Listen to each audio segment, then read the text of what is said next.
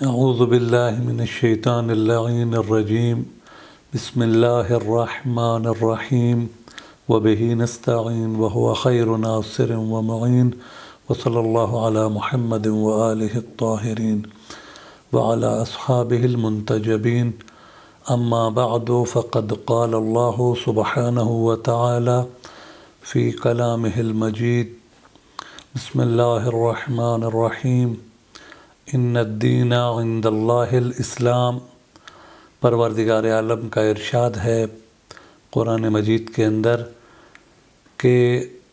اللہ کے نزدیک پسندیدہ دین اسلام ہے، اور اس کی وجہ ظاہر ہے کہ اس دین کے قوانین اور ضوابط اسی ذات نے بنائے ہیں کہ جو اس کائنات کا بھی خالق ہے، وہ اس کائنات کو سب سے بہتر جانتا ہے۔ لیکن جب ہم معاشرے میں دیکھتے ہیں کہ یہ نقائص اور عیوب سے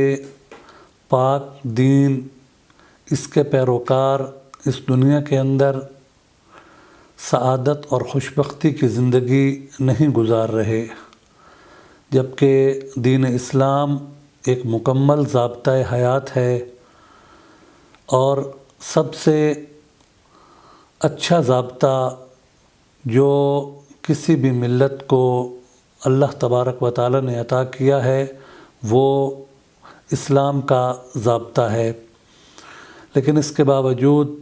مسلمانوں کے اندر ہم وہ سعادت اور خوشبختی نہیں دیکھتے، تو اس کی وجہ مسلمانوں کا ان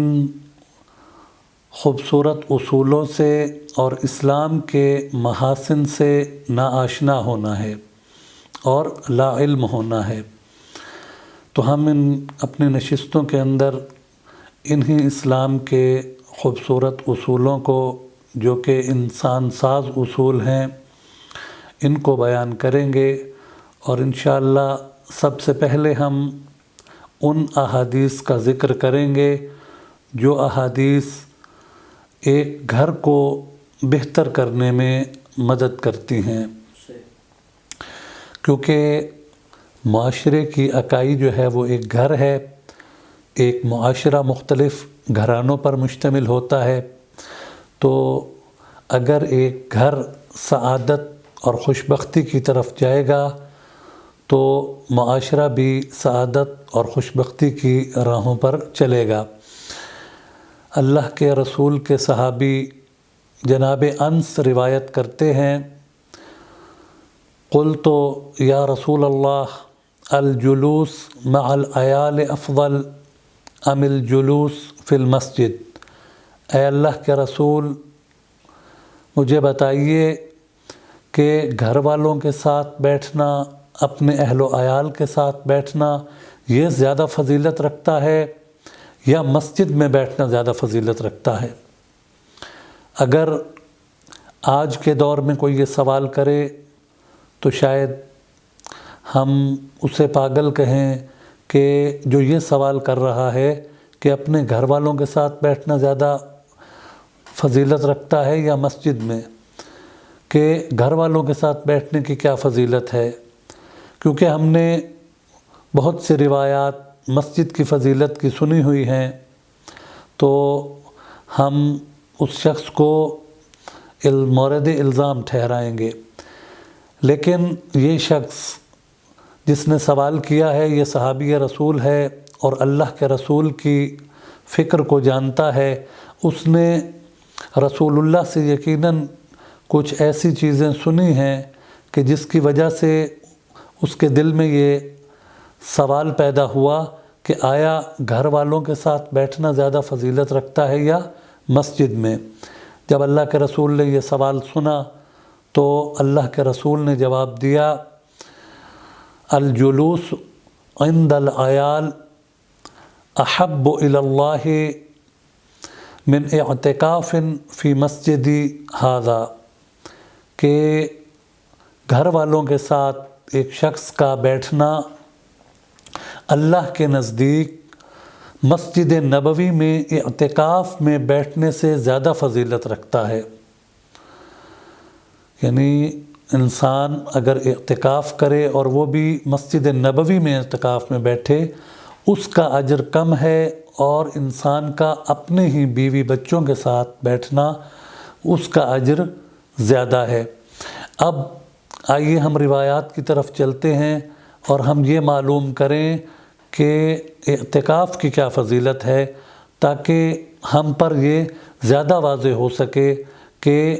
اپنے بچوں کو ٹائم دینا اور ان کے پاس بیٹھنا یہ کس قدر فضیلت والا کام ہے۔ اللہ کے رسول ہی ارشاد فرماتے ہیں، اعتکاف عشر فی شہر رمضان تعدل حجتین و عمرتین، کہ رمضان المبارک کے آخری عشرے میں اعتکاف میں بیٹھنا 2 حج اور 2 عمروں کے برابر ثواب رکھتا ہے۔ اب دیکھیے کہ حج کی فضیلت ہماری روایات کی کتابوں میں کتنی زیادہ آئی ہے کہ خود رسول اکرم صلی اللہ علیہ وآلہ وسلم کی روایت ہے۔ اللہ کے رسول ارشاد فرماتے ہیں، من حج ھذا البیت فلم یرفث ولم یفسق رجع کیوم ولدتہ امہ، کہ جو شخص اللہ کے گھر کا حج کرے اور رفث نہ کرے، رفث کہتے ہیں فحش کلام کو، فحش گوئی کو، کہ اس دوران حج کے دوران وہ فحش گوئی بھی نہ کرے،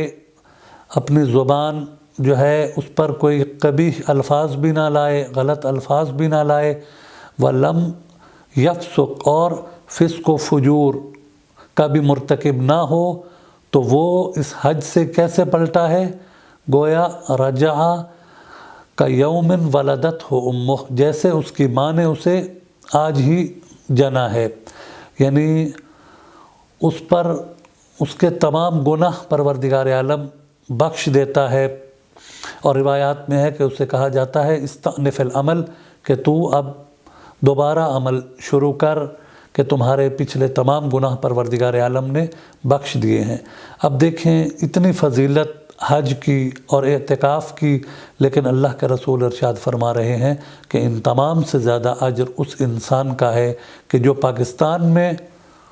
اپنے بچوں کے ساتھ بیٹھا ہے، جو اپنے وطن میں اپنے بچوں کے ساتھ بیٹھا ہے۔ اور اس کی فلسفہ اور اس کا سب سے بڑا فلسفہ یہی ہے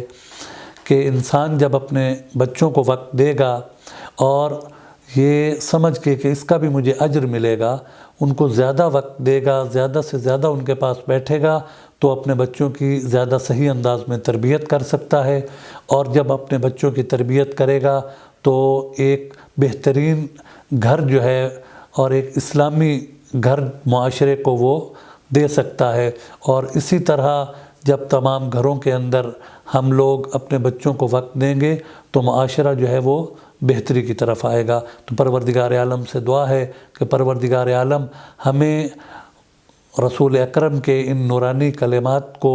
سمجھنے کی توفیق عطا فرمائے اور ان پر عمل پیرا ہونے کی توفیق